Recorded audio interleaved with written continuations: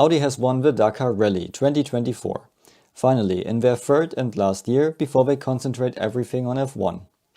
It's an historic win, not just because it's the first time a car with an electric drivetrain and combustion range extender is winning the Dakar, but also because the new class T1 Plus was created on Audi's request to join.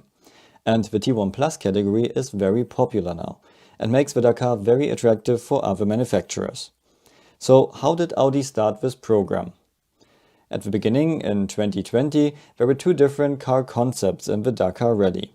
Four-wheel drive cars with small 32-inch wheels and 280mm suspension travel, and two-wheel drive buggies with large 37-inch wheels and 460mm suspension travel. These 32-inch wheels are naturally deforming more often because of their smaller radius, and at the same time, four-wheel drive vehicles were heavier, so they had lots of tire failures. When Audi wanted to join, they saw the four-wheel drive problems, but for them it was clear that they want to win Dakar with an all-wheel drive vehicle. So they asked to be allowed to use the larger 37-inch wheels on an all-wheel drive car, and with more suspension travel. The FIA agreed, and they called it the new T1 Plus category. So all-wheel drive cars could now use 37-inch wheels and 350mm suspension travel. To prepare for their Dakar program, also the organization in the background needs to be installed. And that usually takes a long time. So Audi went to the successful German rally raid team X-Raid, and they made a deal. X-Raid traditionally runs BMWs and Minis, so they couldn't run Audis now. So they founded a new company called Q Motorsport, and took over all key X-Raid staff, including their drivers. So suddenly the Audi team had Sainz and Peter Hansel as their drivers, and they sent their joker Ekström to the rally as well. Sven Quandt and his experienced mechanics were also part of the Audi team now. At the same time, Audi developed their RSQ e-tron with an electric drivetrain. For all the details on their concept, check out my other videos below. So they took their Formula E electric motors, one for the front axle and one for the rear axle. But a purely electric drivetrain would not have been able to cover the huge distances of a Dakar stage at a decent battery weight.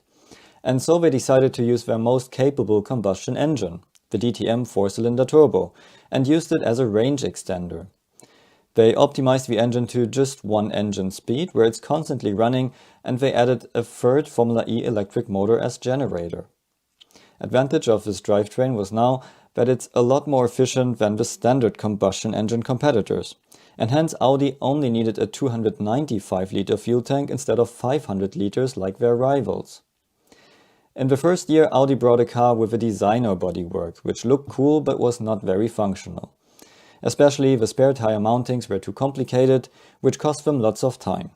There were unnecessary air intakes and too much bodywork parts, which increased weight.